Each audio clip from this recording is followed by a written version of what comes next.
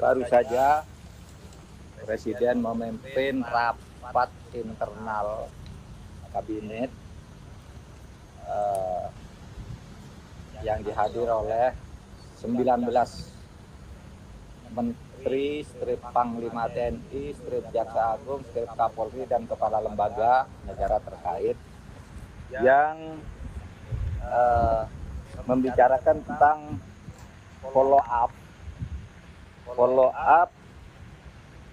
rekomendasi penyelesaian non-yudisial pelanggaran HAM berat di masa lalu sebagaimana diputuskan atau ditetapkan oleh Komnas HAM. Presiden sudah mengeluarkan Inpres nomor 2 tahun 2023 kepada 19 menteri dan pejabat setingkat menteri untuk mengambil langkah-langkah secara terkoordinasi dan terintegrasi guna melaksanakan rekomendasi penyelesaian non-yudisial pelanggaran HAM berat di masa lalu. Ini ditekankan bahwa rekomendasi ini adalah menitik beratkan perhatiannya pada korban, bukan pada pelaku pelanggaran HAM berat di masa lalu. Karena kalau menyangkut pelaku itu menyangkut penyelesaian yudisial yang nanti harus diputuskan oleh Komnas HAM bersama DPR untuk selanjutnya diserahkan kepada pemerintah. Jadi ini titik beratnya pada korban, bukan pada pelaku. Kita tidak akan mencari pelakunya dalam penyelesaian non-yudisial ini, karena itu urusan Komnas HAM dan DPR. Yang kedua, di dalam rekomendasi penyelesaian non-yudisial itu tidak ada permintaan maaf dari pemerintah kepada masyarakat karena peristiwa itu, tetapi pemerintah menyatakan mengakui bahwa peristiwa itu memang terjadi dan pemerintah menyesali keterjadinya peristiwa itu.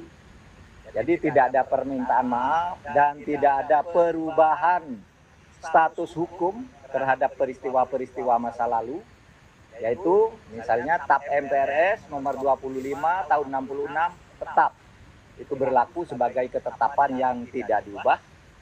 Kemudian mengenai peristiwa yang sudah diputuskan oleh pengadilan juga itu sudah tetap berlaku. Jadi yang kita lakukan ini adalah fokus pada korban sekali lagi, korban pelanggaran HAM berat masa lalu yang berdasar temuan Komnas HAM ada 12 peristiwa, dan peristiwa itu tentu tidak bisa ditambah oleh pemerintah karena menurut undang-undang yang menentukan pelanggaran HAM berat atau bukan itu adalah Komnas HAM, dan Komnas HAM merekomendasikan 12 yang terjadi sejak puluhan tahun yang lalu. Nah, saudara sekalian, saya ingin masyarakat paham perbedaan antara pelanggaran HAM berat dan kejahatan berat. Pelanggaran HAM berat itu dititik beratkan pada unsurnya di mana pelakunya melibatkan aparat secara terstruktur. Mungkin korbannya hanya 2 atau 3 orang, tetapi itu bisa menjadi pelanggaran HAM berat.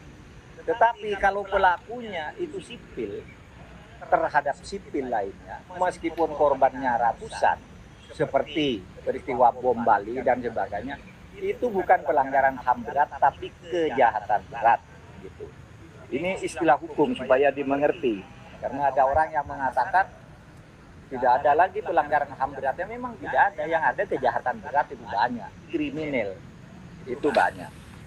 Langkah berikutnya pada bulan Juni yang akan datang, Presiden Republik Indonesia akan melakukan kick-off atau peluncuran upaya penyelesaian pelanggaran HAM berat secara non-yudisial ini akan dilakukan di Aceh atau dipusatkan di Aceh pada bulan Juni. Tanggalnya masih akan ditentukan, tempatnya ada di 3 titik, yaitu di Simpang 3, Rumo Gedong, dan Pos Satis, serta Jambu Kepu.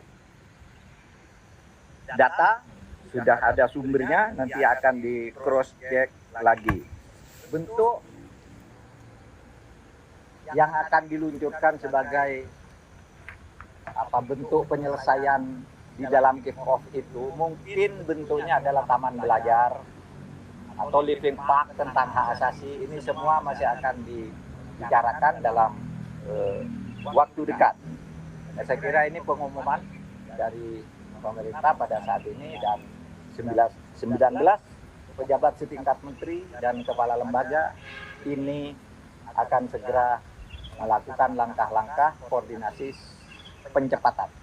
Nah, salah satu juga di dalam kick off ini nanti kita akan mengumumkan kepada warga negara yang menjadi korban pelanggaran HAM berat di masa lalu yang ada di luar negeri, yang kita kenal sebagai istilah eksil. Nah, banyak sekali orang yang tidak terlibat dalam gerakan, misalnya apa yang disebut G30 SPKI, dulu menjadi korban tidak boleh pulang di luar negeri. Karena waktu itu mereka disekolahkan oleh Presiden Soekarno ke berbagai negara di Eropa Timur, di Eropa dan RRC, dan macam-macam gitu. Begitu mereka selesai, ternyata terjadi peristiwa G30S sehingga tidak diizinkan pulang pada waktu itu. Nah, mereka ini masih ada beberapa di luar negeri, nanti akan kita undang. Mereka ini bukan anggota PKI. Mereka ini korban karena disekolahkan lalu tidak boleh pulang. Saya ingin beri contoh. Presiden Habibie ini adalah salah satu korban peristiwa tahun 65. Beliau tahun 60 bersekolah ke Jerman. Tahun 63 lulus master, lalu melanjutkan doktor. Lulus doktor, persis pada akhir tahun 65 terjadi peristiwa G30 SPKI. Beliau termasuk orang yang semula tidak boleh pulang. Tetapi pada tahun 74 ketemu dengan Presiden Soeharto ketika berkunjung ke Jerman, dan kebetulan mereka kenal. Ditanya, Habibie, kok kamu ada di sini? Saya tidak boleh pulang, Pak. Lalu kenapa? Ada kebijakan. Karena peristiwa 65 kami tidak boleh pulang. Lalu oleh Pak Harto diajak pulang, dan jadilah dia orang besar, ya, orang besar yang kemudian menjadi presiden. Nah, korban yang seperti ini, orang yang sekolah, bukan terlibat gerakan 30 September, hanya disekolahkan saja. Sekarang masih ada beberapa di luar negeri. Menurut Menkumham tadi masih ada 39 orang. Nanti ini akan kita cek satu persatu. Meskipun mereka memang tidak mau pulang, mereka tidak mau pulang. Tetapi mereka ini akan kita nyatakan sebagai warga negara yang tidak pernah mengkhianati negara. Karena untuk pengkhianatan terhadap negara itu sudah selesai di pengadilan Mahmiluk, sudah selesai di era reformasi, di mana screening dan sebagainya dihapus, dan kemudian semua warga negara diberi hak yang sama di depan hukum dan pemerintahan. Demikian dari saya, cukup, tidak ada pertanyaannya.